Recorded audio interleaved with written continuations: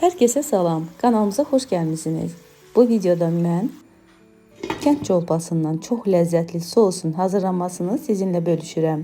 Bunun üçün tavaya əridilmiş kərə yağı əlavə edirəm və xırda doğranmış bir ədəd soğan əlavə edirəm. Biraz soğanları qızardıram və üzərindən əvvəlcədən yuyub təmizlədiyim, doğradığım toyuğun ətlərini əlavə edirəm. Soğanla birlikdə ətləri də qovururam.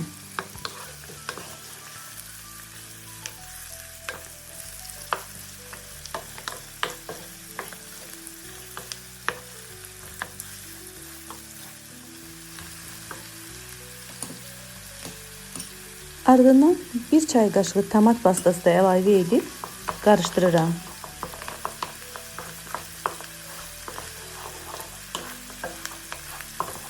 Biraz da bu cür tomat pastası ilə qovurduqdan sonra üzərinə dondurucudan çıxartdığım biberləri əlavə edirəm və dondurucudan çıxartdığım pomidorları əlavə edib ardından da ikiyə bölünmüş kartofları əlavə edirəm.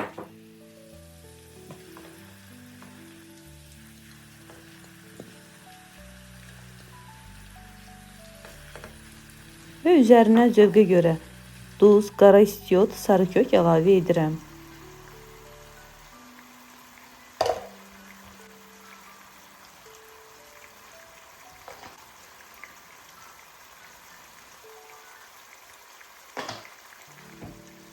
Üzərinə çıxana qədər qaynadılmış su əlavə edirəm və qapağını örtürəm. Orta ateşdə əti, kartoşkası yaxşı bişənə qədər bişirirəm.